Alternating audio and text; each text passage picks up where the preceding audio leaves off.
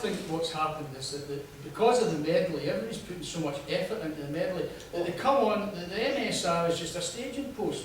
They come on and they do it, and they just want to get through it cleanly. If we can be second or third, maybe even fourth, as long as we don't have a disaster in MSR, we'll look for some magic in the medley. And I think that's where I think that's what the problem is. I don't think they're going hell for leather for good MSR playing at all. I think there's an argument in what you're saying.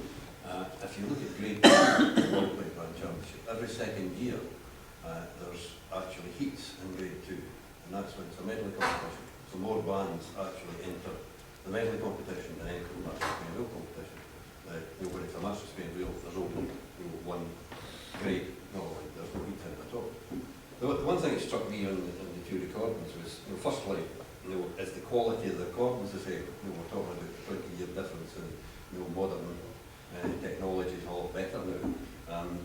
The Field Marshal recording, you couldn't hear the drums to the same extent as you could hear them in the Strathclyde Police Line. So there has been a lot of developments in drums, lots of different views on sound balance and tonal balance and all that sort of thing. So that's a major shift in the last 25 years. I don't think so. I mentioned the sound of the drums here. You've lost this snare effect on drums now. It's very Italian. You guys are drums. I wouldn't accept your argument that we don't pick that up, because I'm probably one of the worst critics of drum sound. Can we just hear it again, Andy, just a wee bit of Strathclyde to refresh the memory?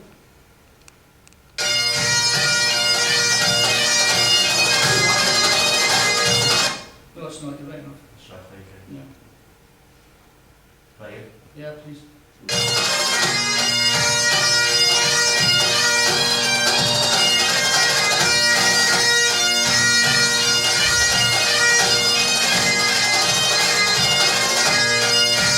See, I like that kind of drum sound. If you hear the Field Marshal now.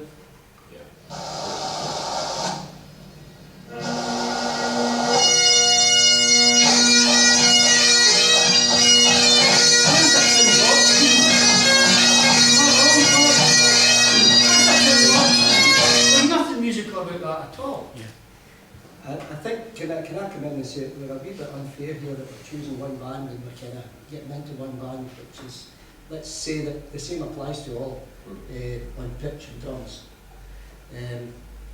I think that the pitch of drums has arrived at where it is because the pipers played, the pitch is getting higher and higher in the bagpipe, and the drummers tried to chase them. When they were playing with the older drums, the older drum couldn't carry the tension that the new drums can carry.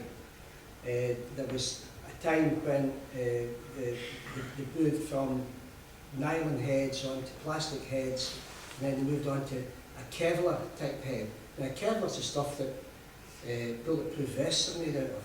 So if ever the drummer comes under trouble, just hold the drum up in front of him. The thing Robert's judging, he'll need it. But this is really a strong material, and it was pulling the drums apart.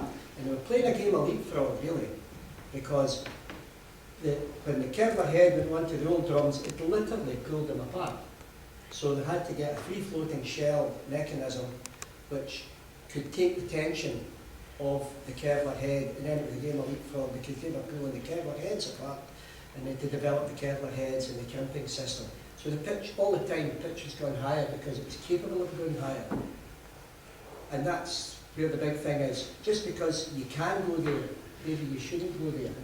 But I've never seen, I think the best thing that a leading drummer could happen to a leading drummer is for somebody to take and I've been there, is to take the tension unit off him, the torque unit or T, whatever he's using, half an hour before the play, because nerves will make him push a wee bit higher and a wee bit higher. How many times have you seen drums bursting 10 minutes for the line?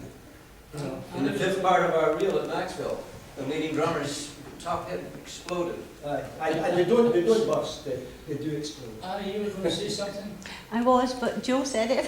Sorry. I just, if you listen to the two recordings, the Field Marshal, a much higher pitch and therefore a much thinner sound And you're going to get that with the drums to get the balance, to get the drums and the pipes to balance tonally. And that's why you're not hearing the drums the same. Where the Strathclyde Police, slightly lower pitch, drums seem to be a lower pitch, and you've got this lovely, as you say, lovely resonant sound from it. I don't know why we do that, why we feel that the drums has to parallel the pitch of the pipe. Because if you play the pipe band on the old type of Basel type drums or the old rope tension drums, it's a very nice sound.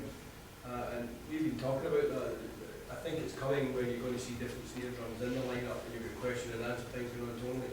I think that's going to happen. Why they think, and we get it on ensemble sheets, now I'm going to go to the judges here. We get it on the sheets saying, change there you got like a famous comment is, pipe and snare line nicely pitched with pipes. And that's, to me, I don't even think there's such a requirement.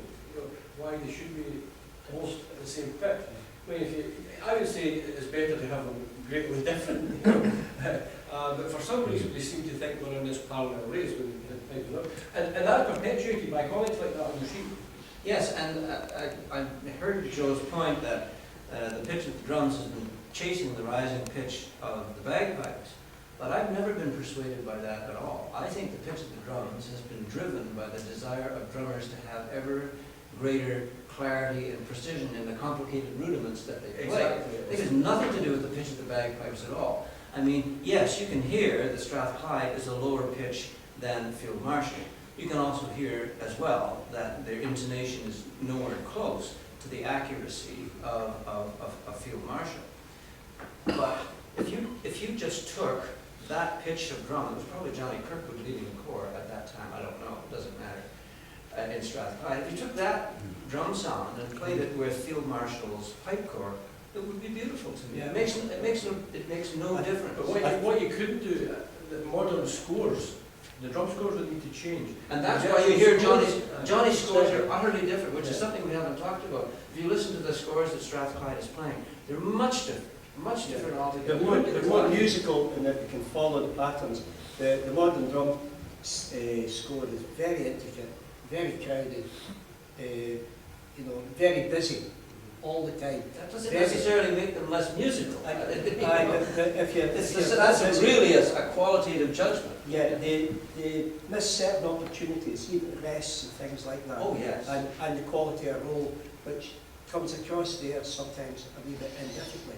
I mean, when these drums started, sorry, Alistair, but when this started to happen, Alec Duffer made a kind of statement. If you remember.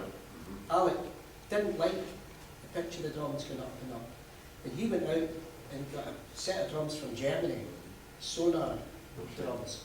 And he actually maybe overstated his point because they were way down here somewhere, you know. But he wanted a drum sound, he wanted a manly sound. And I think that a lot of these sounds are not terribly manly in the way they're played as well with this My big point about it is the music. I mean, the drum is an accompaniment to the melody.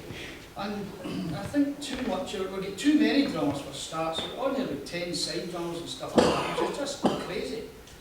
Sorry, Hector. Can I ask my question then, because it follows? Sorry, it's just that Seamus McNeill is up there looking down on this magnificent edifice, and he must be very proud of what's happened here.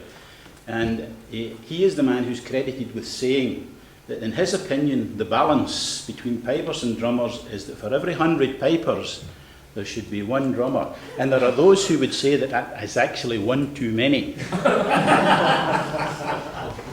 Well, I mean, I wouldn't mind so much 10 drummers if they played, you know, if they compensated dynamic. But to me, it's far too, and it's not so bad on grass outside, you don't get the same feel, but it's almost like they've got so many good guys, you've always got to give them a game.